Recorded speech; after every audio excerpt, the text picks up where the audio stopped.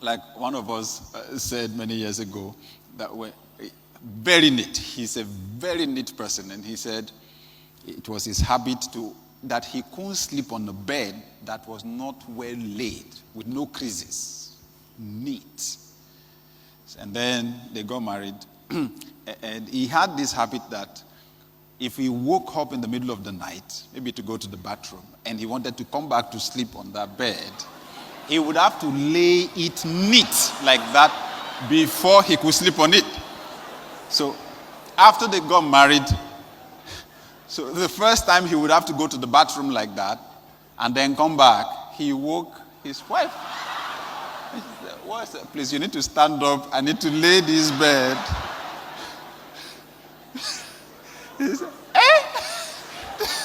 So, okay, you think about it. Aren't you going to sleep on it? But that was his habit. Those things don't show up until you get married. So sometimes you wonder why everything can be so beautiful before people get married, and on the wedding day, everything can be so beautiful. And then just some weeks or months down the line, people are screaming at each other. It's not that they are crazy. It's just that those dynamics come with the marriage. Two different people, different habits, different preferences, you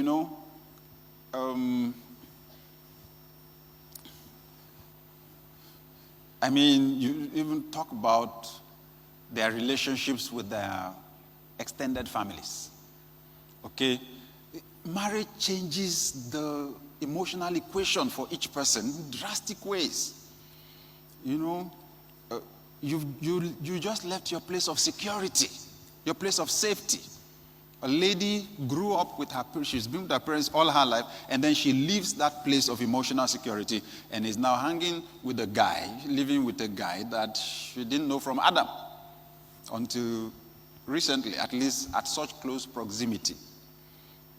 So it changes, so these negative emotions begin to come in gradually.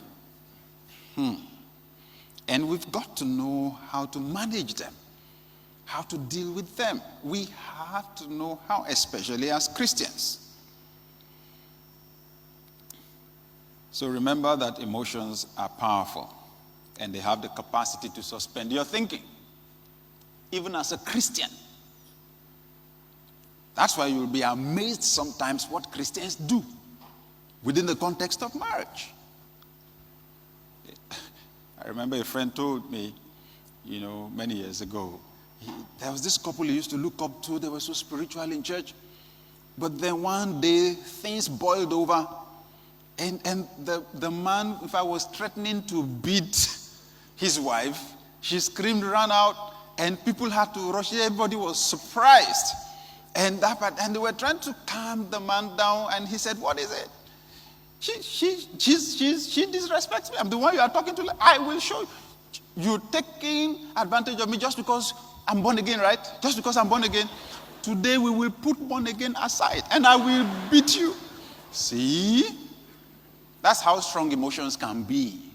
They can even tempt someone to put born again aside. Wow.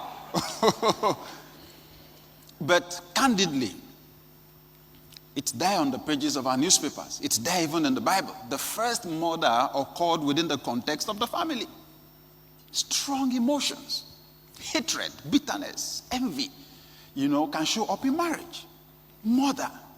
It's happening around. People are killing their spouses. Violence, physical violence and abuse within the context of marriage. See, the dynamics are there. We can't run away from them. The differences are there. Differences in temperament, differences in gender, they're there. But we've got to know how to